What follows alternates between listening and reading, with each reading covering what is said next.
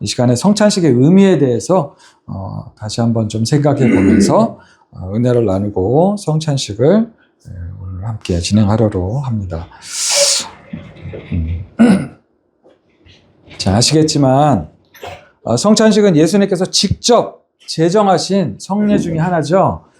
예수님께서 고난을 당하시기 전날 밤에 이제 제자들과 최후의 만찬을 하시면서 성찬식을 베푸셨죠. 그러면서 앞으로 계속해서 나를 기념해서 성찬식을 행하라고 제자들에게 말씀하셨습니다.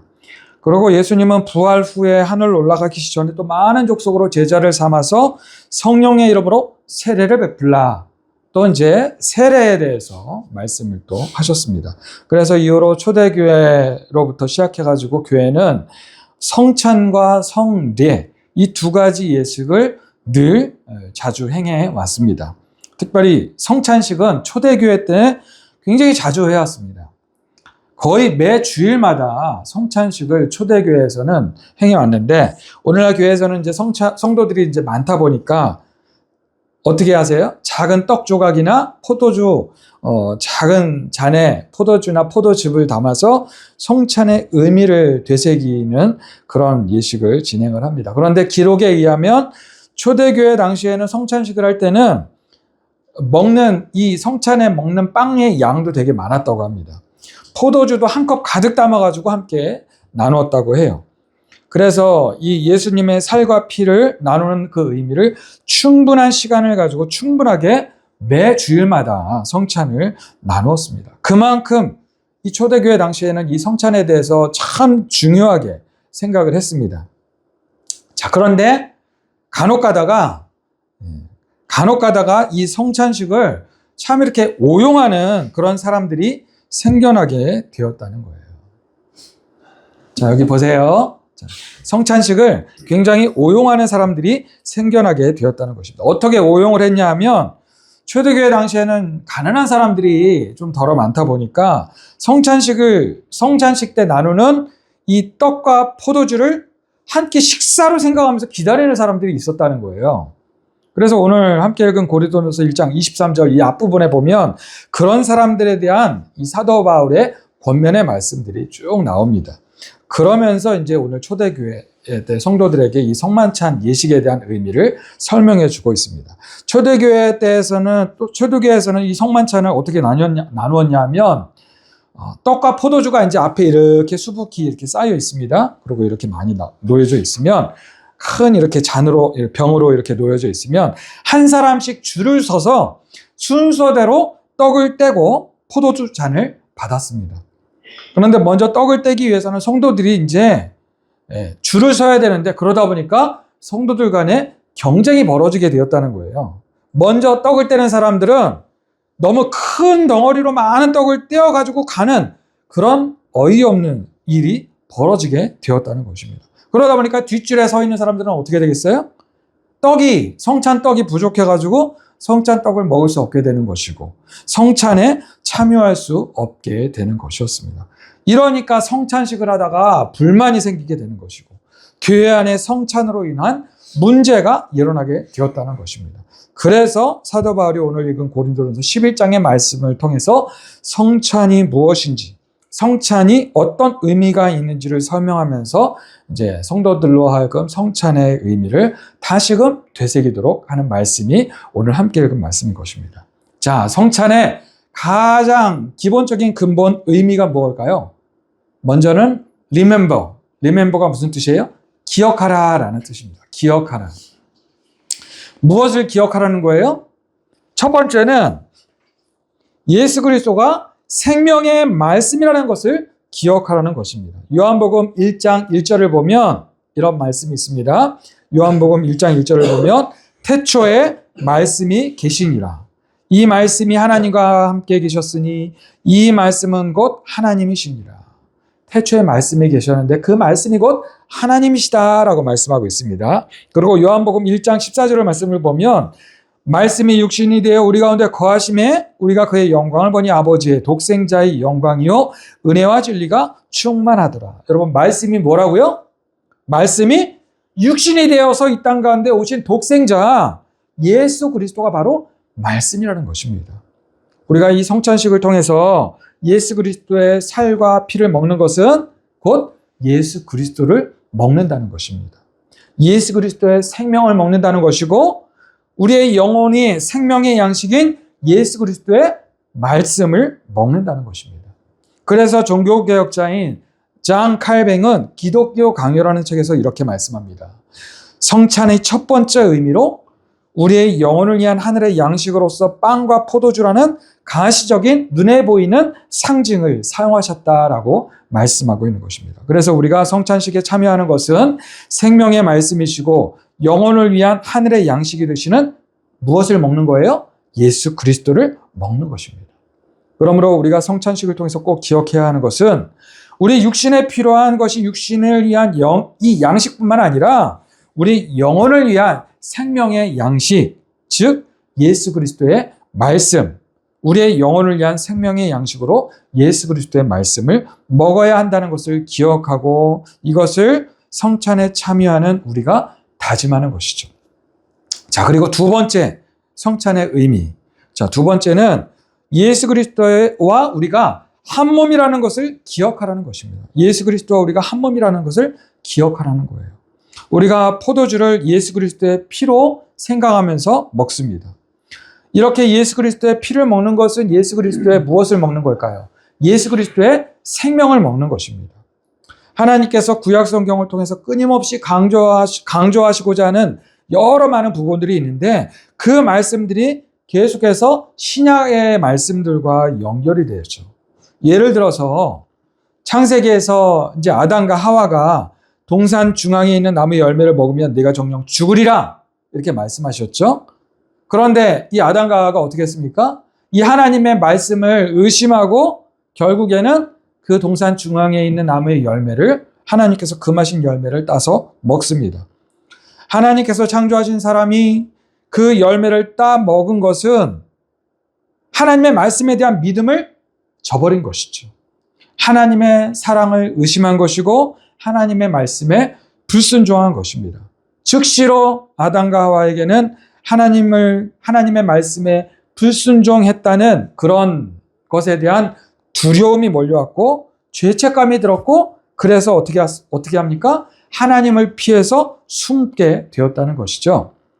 창세기 3장 10절에서 자신들이 벗었음을 알게 되었다라고 말씀합니다. 아담과 하와가 자신들이 벗었음을 알게 되었다라고 말씀하는데 이것은 무엇을 뜻하느냐 하면 하나님의 말씀을 믿지 못하고 순종하지 못하고 하나님으로부터 벗어난 인간 자신은 참으로 보잘것없는 하나님이 없이는 아무것도 아닌 연약한 존재에 지나지 않았다는 것을 그제서야 이 아담과 하와가 깨닫게 되었다는 것을 의미합니다. 그러나 하나님은 그런 아담과 하와에게 자신이 그렇게 나약한 존재임을 자신이 그렇게 벗었음을 알게 된 이 아담과 하와에게 무엇을 지어서 입히셨습니까? 창세기 3장 21절을 보면 하나님은 아담과 하와에게 아담과 그의 아내를 위해서 가죽 옷을 지어서 이 아담과 하와의 부끄러움을 가려 주셨다라고 말씀합니다. 자, 이것은요. 죄를 지은 인간을 향한 우리 하나님의 너무나도 크신 사랑의 배려인 것입니다. 그럼에도 불구하고 이 아담과 하와가 이 인간이 죄를 지었음에도 불구하고 불순종의 죄를 지었음에도 불구하고 하나님은 우리 인간을 포기하지 않으시겠다는 그러한 복선이 깔려있는 것이 바로 이 말씀이에요. 그 복선이 깔려있는 하나님의 사랑의 행위가 이 벗었음을 알게 된 인간에게 아담과 하와에게 가죽 옷을 지어서 입히시는 그런 행위였다는 것입니다. 자, 여기서 하나님께서 가죽 옷을 장만하셨다는 것이 무엇을 뜻하는 것일까요? 아담과 하와의 죄를 가려주기 위해서 어떤 동물이 희생이 되었다는 것을 뜻하는 것이죠. 이것이 바로 아벨의 첫 소산으로 양을 드린 희생 제사와 연결이 되는 것이고요. 구약 시대에 제정된 희생 제물 제사와 연결이 되는 것입니다. 그리고 이 희생 제사는 신약에서 우리의 죄를 가려 주시기 위해서 이 땅 가운데 오신 예수 그리스도의 십자가 희생으로 연결이 되는 것입니다. 그러니까 이 가죽 옷은 누구의 상징일까요? 예수 그리스도의 상징인 것입니다. 우리의 죄를 가려주시기 위해서 이 땅 가운데 오신 예수 그리스도의 상징이 바로 이 가죽옷인 것이죠. 이러한 부분들을 일컬어서 우리는 구약을 신약의 그림자다라고 말을 합니다. 구약의 모든 이야기들, 모든 말씀들이 신약 시대를 여는 예수 그리스도에게 초점이 맞춰져 있다는 것입니다. 장차 우리를 구원하시기 위해서 이 땅에 오시는 메시아를 소망하시도록 하시기 위한 예수 그리스도의 그림자로서의 역할을 끊임없이 이 구약 성경이 말씀해 주고 있는 것입니다. 레위기 17장 11절을 보면 육체의 생명은 피에 있음이라. 내가 이 피를 너희에게 주어 제단에 뿌려 너희의 생명을 위하여서 속죄하게 하였나니 생명이 피에 있으므로 피가 죄를 속하느니라. 여러분, 생명이 어디에 있다라고 말씀합니까? 생명이 어디에 있어요? 피에 있다. 생명은 피에 있다라고 우리에게 설명해 주시는 것입니다. 그래서 예수 그리스도가 십자가에서 흘리신 피는 우리를 살리기 위해서 흘리신 희생 제물의 피인 것이고, 우리가 성찬을 통하여서 이 예수 그리스도의 피를 먹는다는 것은 바로 예수 그리스도의 생명을 먹는다는 것입니다. 그러므로 우리가 성찬식 때 포도주를 마시죠. 그 포도주를 먹습니다. 예수 그리스도의 피로 상징해서 포도주를 먹습니다. 이것은 우리가 예수 그리스도의 생명을 마심으로 인해서 우리가 예수 그리스도의 생명을 얻게 되었다라는 것을 우리가 기억하고 기념하라는 것이 성찬의 포도주를 마시는 행위인 것입니다. 요한복음 15장 4절 5절은 이렇게 예수님께서 말씀하십니다. 내 안에 거하라 나도 너희 안에 거하리라. 가지가 포도나무에 붙어있지 아니하면, 우리 다 같이 한번 읽어볼까요? 시작. 내 안에 거하라 나도 너희 안에 거하리라. 가지가 포도나무에 붙어있지 아니하면 스스로 열매를 맺을 수 없음같이 너희도 내 안에 있지 아니하면 그러하리라. 나는 포도나무요. 자, 시작. 나는 포도나무요 너희는 가지라. 그가 내 안에 내가 그 안에 거하면 사람이 열매를 많이 맺나니 나를 떠나서는 너희가 아무것도 할 수 없습니다. 여러분, 우리 성도는 포도나무이신 예수 그리스도에게 붙어 있어야 하는 가지입니다. 우리가 성찬식을 통해서 예수 그리스도의 피를 상징하는 포도주를 마실 때요, 예수 그리스도의 피를 마심으로 우리가 예수 그리스도의 생명을 마시는 것입니다. 예수 그리스도의 생명을 의미하는 포도주를 마심으로 인해서 포도나무이신 예수 그리스도와 가지인 우리가 하나가 되었다는 것을 우리가 기억하는 것입니다. 그리고 그것을 기억하고 기념하는 것이 바로 이 성찬식인 것입니다. 자, 그리고 세 번째, 성찬을 통해서 우리가 무엇을 기억해야 할까요? 예수님이 나를 위하여서 십자가에서 살이 찢기시고 피를 흘리셨음을 우리가 기억해야 하는 것입니다. 구약 시대에는 제사 의식이 있었죠. 기본적으로 절기일 때마다 제사를 지냈습니다. 그리고 내가 어떠한 죄를 지으면 그 죄를 용서받기 위해서 회개의 마음으로 제사를 수시로 드렸습니다. 여러 다양한 제사들이 있었지만 가장 대표적인 제사가 바로 희생 제사였습니다. 나의 죄를 대신해서 어떤 짐승이 대신 죽음을 당하고 몸이 찢겨지고 피를 흘려야 하는 희생 제사를 드려야 했습니다. 누구 때문에? 나의 죄 때문에. 내가 보는 앞에서 나의 죄 때문에 한 생명이 고통을 당하면서 죽어가는 그 모습을 보면서 내가 저렇게 죽음으로 내 죄 대가를 치러야 하는데 내 죄를 대신해서, 내 죄악을 대신해서 저 흠 없는 어린 양이 죽임을 당하는구나, 이렇게 깊이 회개하면서 내가 다시는 죄를 짓지 말아야지 결심할 것을 하나님께서 기대하시는 것이었습니다. 그런데 많은 세월이 흐르면서 지나면서 이 제사 의식이 또한 형식적인 것이 되어버렸고요, 이스라엘 백성들의 마음속에는 이 희생 제사에 대한 참된 의미가 사라져 버렸습니다. 그래서 하나님은 마지막 유일한 방법, 하나밖에 없는 독생자 예수 그리스도를 희생 제사로 들으셨습니다. 이 제사만큼은 우리가 기억하고 기념하고 영원히 잊지 않기를 바라시는 것입니다. 여러분, 성찬이 바로 그러한 의미인 것이죠. 내 죄를 대신해서 흠 없는 어린 양이신 예수 그리스도께서 살이 찢기시고 피를 흘리셨구나. 늘 우리가 이것을 기억하면서 이 성찬 예식을 통해서 예수 그리스도의 나라의 죄를 위하여서 죽으신 예수 그리스도의 찢기신 살과 흘리신 피를 기억하고 기념하며 하나님 앞에 드리는 것이 바로 이 성찬식인 것입니다. 이와 같이 여러분, 성찬식은 너무나도 중요합니다. 그래서 초대교회 때는 이 성찬식이 매 주일마다 모임 때마다 있어 왔습니다. 그런데 이 성찬식이 계속될수록 초대교회 성도들이 성찬을 대하는 자세와 성찬에 대한 생각이 구약시대의 제사처럼, 제사의식처럼 되어버릴 것 같으니까 오늘 이 고린도전서 11장에서 사도 바울이 성찬의 의미에 대해서 다시 한번 강력하게 말씀하고 있는 것입니다. 그렇기 때문에 이 성찬이 여러분 너무나도 중요하고요. 이 성찬의 의미에 대해서는 우리가 늘 깊이 나누고 생각해 봐야 할 말씀들이 이 세 가지 외에도 더 많이 많습니다. 저도 이 성찬식을 가능하면 자주 해야 한다고 생각을 합니다. 예수님께서 십자가에 달리기 전 마지막 밤에 제정하신 이 성찬식의 의미에 대해서 우리가 자주 말씀을 나누면서 내년부터는 가능하면 한 달이나 최소한 2달에 한 번씩은 성찬을 좀 했으면 좋겠습니다. 자, 이렇게 간단하지만 제가 성찬에 이렇게 필요할 사용할 기구들도 이렇게 다 샀거든요.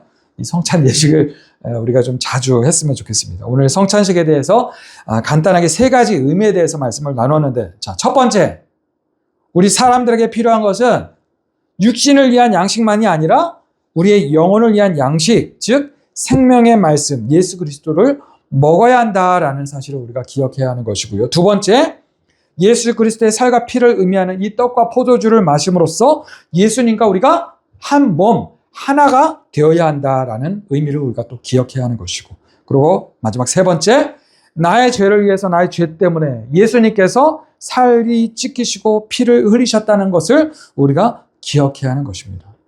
여러 중요한 의미들이 또 있는데 다음에 나누도록 하겠고요. 이 3가지 의미를 묵상하시면서 오늘 이 성만찬을 함께 참여하도록 하겠습니다. 자, 첫 번째, 뭐라고요?